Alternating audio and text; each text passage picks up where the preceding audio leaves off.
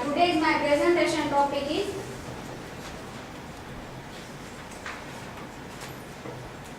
eco-criticism in Robert Frost.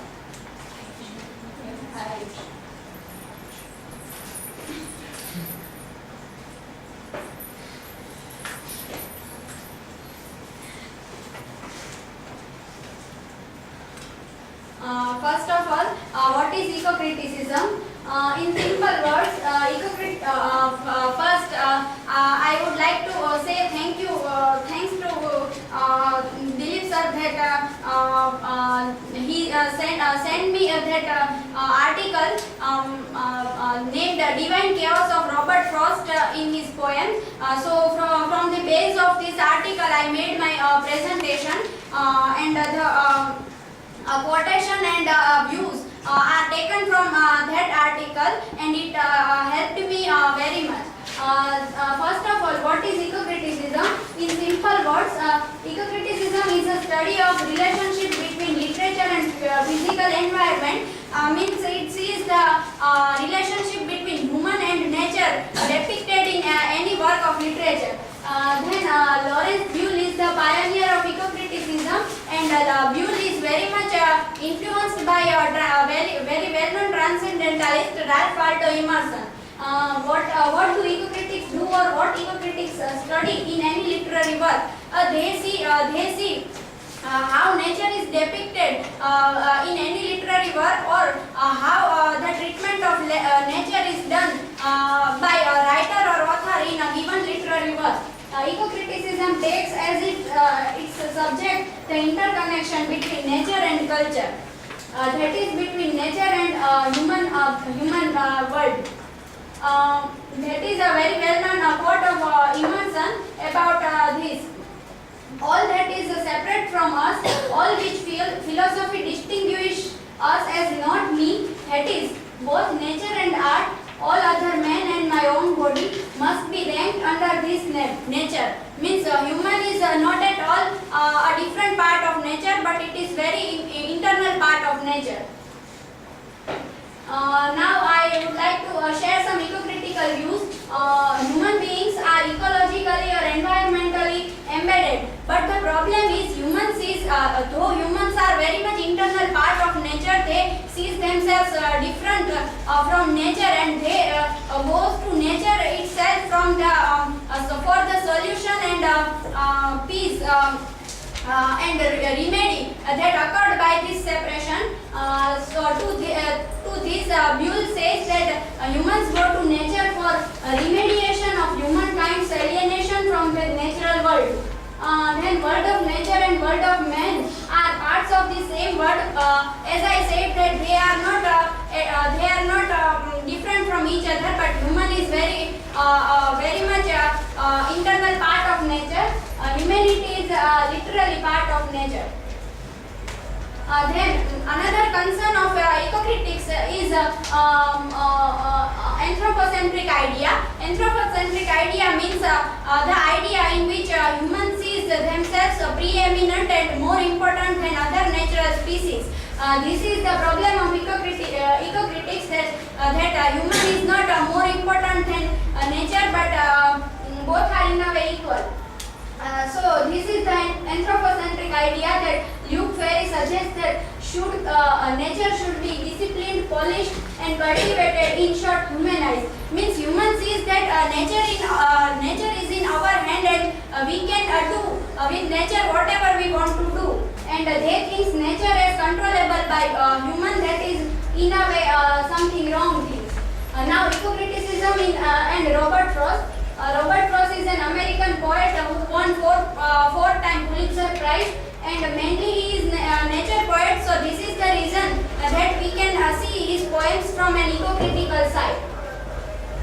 Eco-criticism in Frost's poem. First comes his rhythm and style, that Frost mostly didn't write in free verse. Frost challenges that some meter and construction, but then he wrote in his own construction and meter by that created by his own.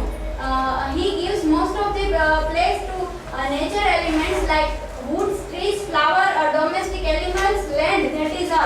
This is the point to be noted that more than other things of nature, he give more space to this element that is that can be used by nature. Means he sees nature as something can be used by human beings.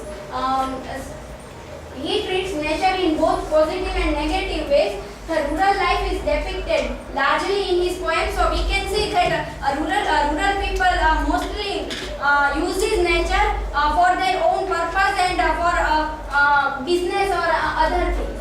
That is the problem of eco-critics. In the poem The Gift Outright, we can see this first line: the land was ours before we were the land. She was our land more than 100 years. Means here he sees land, that is earth, as not in its whole, but he sees nature as something can be defeated, something can be won, something can be sold or bought by human beings, and that is the problem.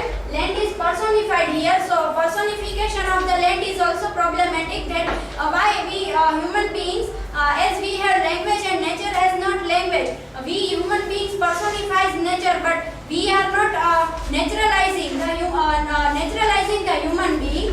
So this is the also one problem. And by this line we can see that Frost sees nature as the other and as the thing or as a commodity that, as I said, that which can be bought and sold and won or defeated. That is the problem with the earth, because earth is the whole, but Robert Frost don't see the earth as whole.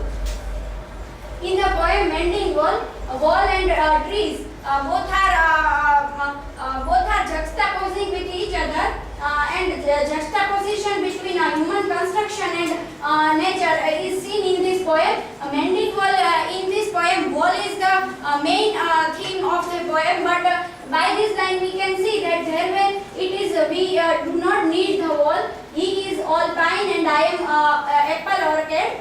That is the natural. That is the natural part of that is the trees and part of nature. My apple trees will never get across and eat the corns under his pine, I tell him.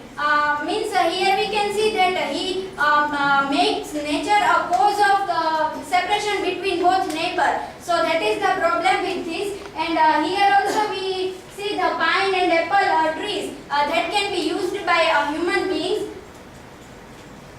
In the poem Design, he questions to the destructiveness of nature. This is also one problem with Robert Frost and many other nature poets, that they see nature as something beautiful, but they don't accept nature as its soul, and they don't accept that nature has a destructive power also, and if we want to use nature, we have to accept the destructive power of nature.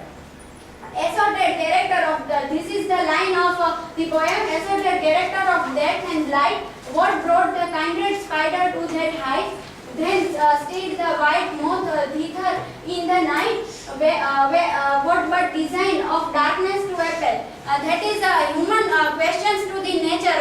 That you give something what we want to do, but you don't. You should not disturb our world, because we are human and more important than you. That is the one problem, and from eco-critical side.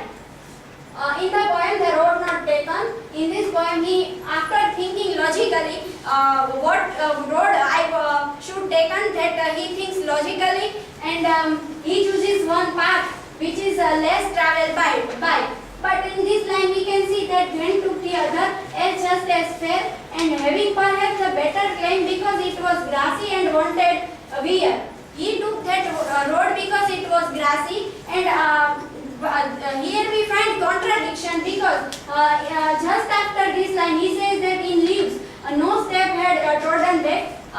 First he chooses the road because it is grassy, and then he says that leaves becomes black because humans had trodden it. Then why should he choose the road? Because it was grassy.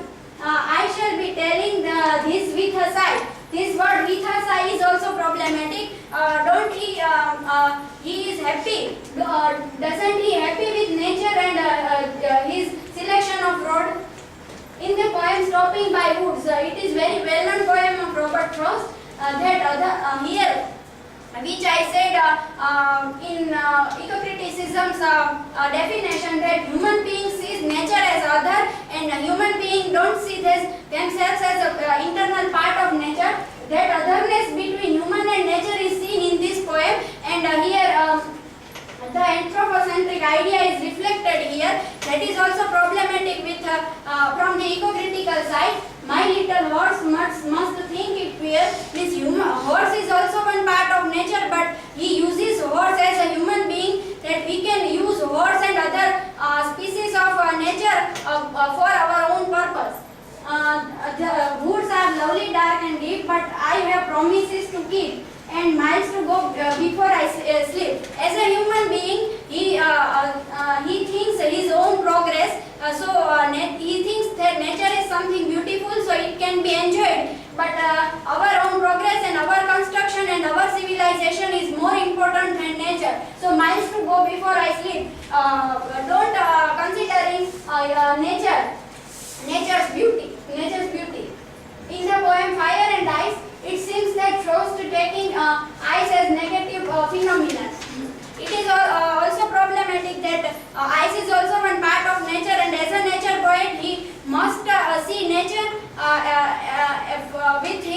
with its entire beauty. But he don't see it, and he rejects some part of nature that is ice.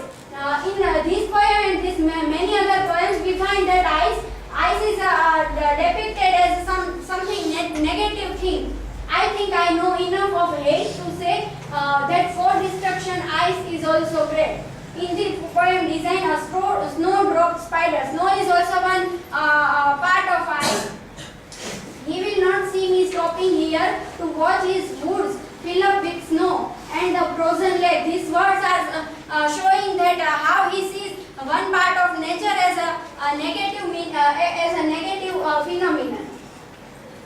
I want to say one thing, that Home Burial is very human-centric poem.